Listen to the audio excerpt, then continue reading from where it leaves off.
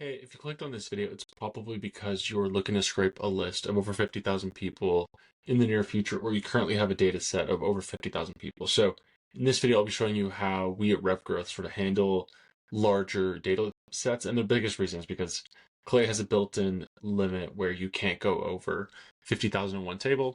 So this is the best way that I found to sort of organize that data in bulk and sort of make your life easier, just having it in sort of a structured way. So just to sort of go from the start, and then as well, I'm going to assume because you clicked on this video, you're relatively advanced in Clay, so I'm probably going to skip some of the basic stuff that you might see in other tutorials.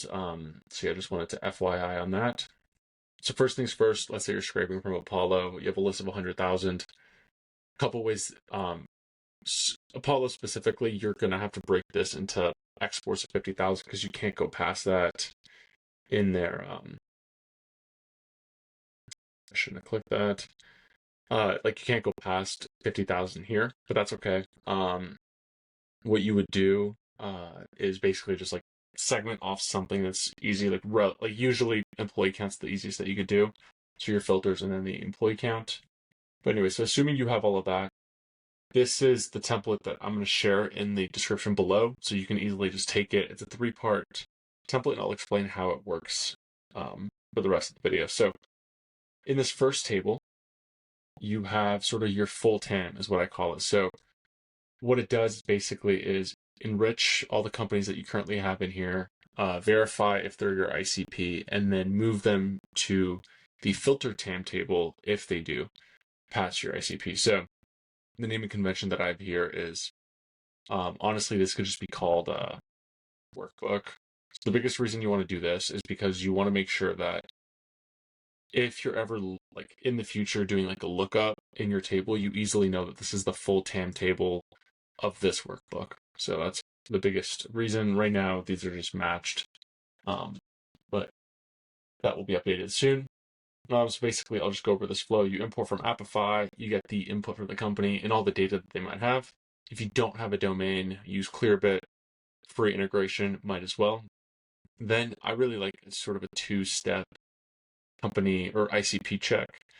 If that makes sense. So the first prompt is being company analysis. So this is like a full breakdown of like, tell me what this business does, like as a very sort of broad concept. And then in your second prompt, you use the research that Playagent did to sort of verify if they're your ICP. So in some use cases, this won't work. Like if you need something very, very specific and you need to do more research and you're like, you can't rely on just these small pieces of text as like, this is my ICP. It's not, because like if you're looking for specific keywords or things that those people might be related to, if you're only doing sort of a offline search, if that makes sense, you're going to miss a lot of your TAM just because these don't exist at that or like, let's say you're looking for a specific word and it's not here, it'll just filter it out. So that's what you want to avoid. So in some cases, it makes sense to add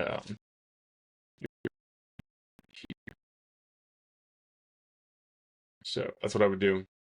I would honestly just use domain and then remove this company analysis, but usually you're able to go broad enough, and it's a lot cheaper to go with sort of an offline model instead of doing web search every single time you run one of these prompts. But again, keep that in mind depending on your ICP. There's going to be a pre-built ICP in here.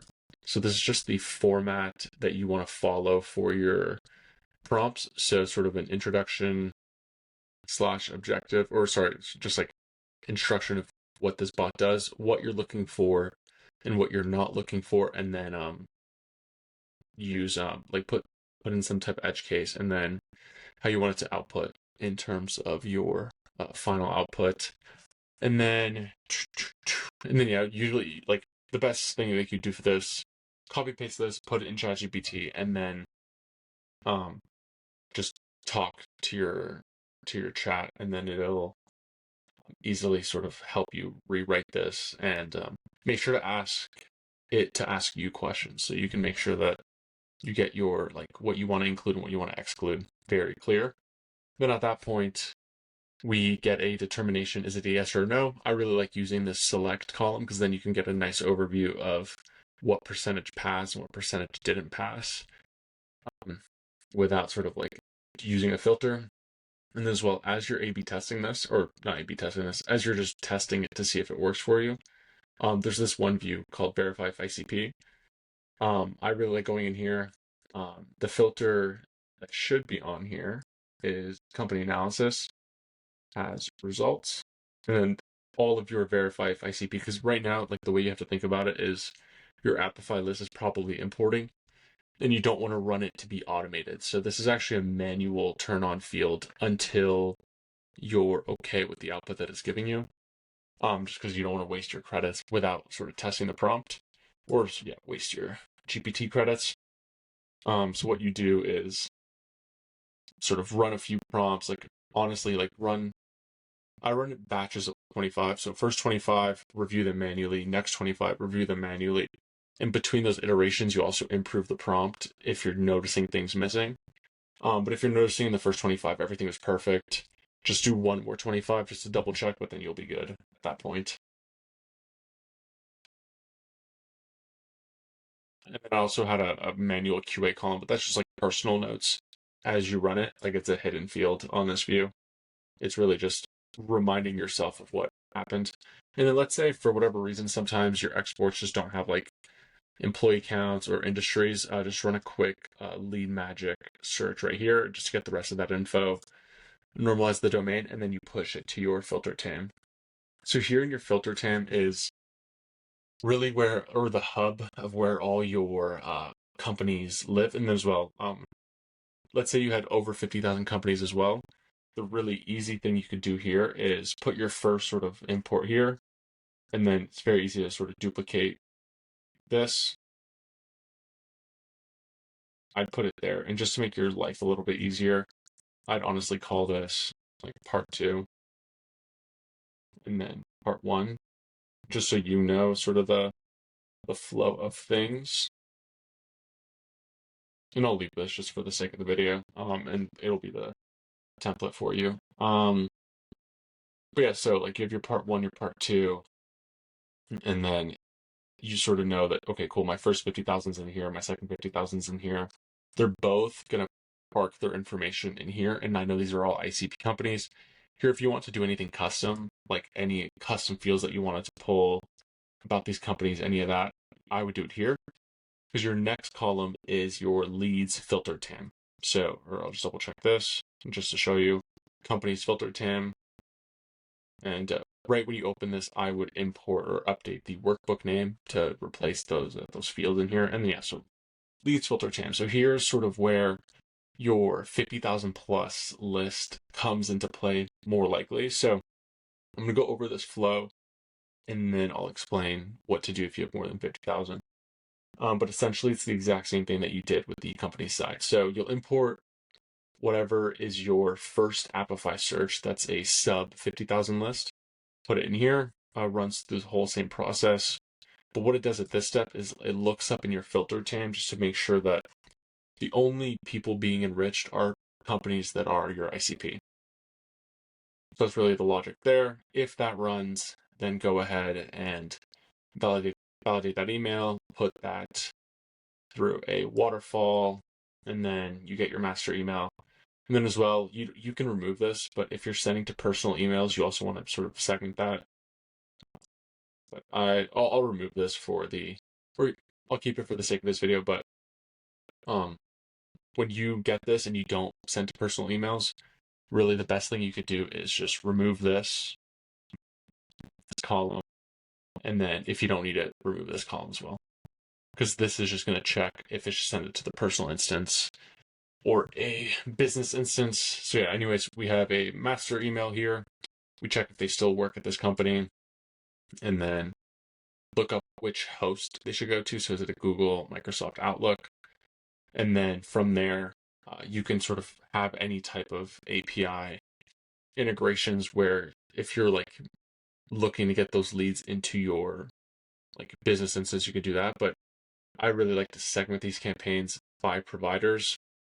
So then you know, or you can always, it's more about react, like being able to react if like deliverability is terrible at one provider, or making edits at the provider level, or like what inboxes we want to use to send to that provider. So things like that. That's why splitting on the provider level is really like something that I like to do, and it's easy to do once you sort of have the automations in place. So besides that, really it's like here's just a bunch of enrichments, but you would put whatever works for you. Like if you're using Instantly, it's different. Smartly, it's different.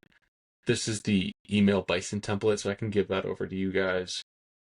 Or I can put it in the description, but if it's not relevant to you, then that's okay. It's very easy to replace.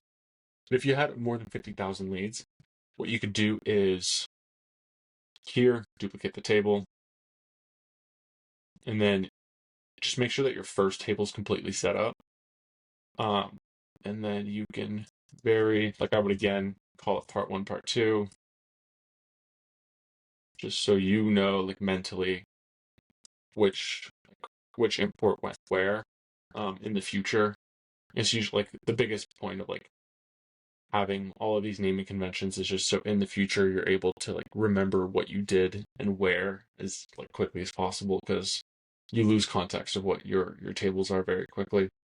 So yeah, you'd have your first 50,000 in here, set up the entire table how you want it with like the right campaigns to the right places, and then as well like what email categories or variants you might want to put to which place, all of that. Duplicate it and then run the rest of the campaign on this end, or like on part 2, and then you'll be good to go. Another thing is just in terms of like using this template as efficiently as possible.